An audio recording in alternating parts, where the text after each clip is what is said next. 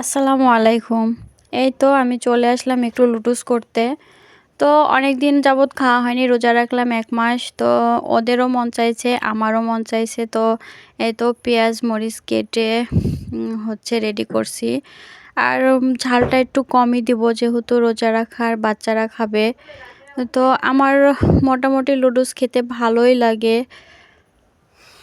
অনেক দিন করা হয়নি, প্রায় ১ মাসের বেশি হলো খাওয়া হয়নি। না হলে মাঝে মাঝে খাওয়া হয় এটা বানিয়ে। তো এই যে আমি পানিটা গরম হয়ে গেছে, এখন সুন্দর করে লুডুসটা প্যানে দিয়ে দিচ্ছি, দিয়ে একটু ফুটাই নিব।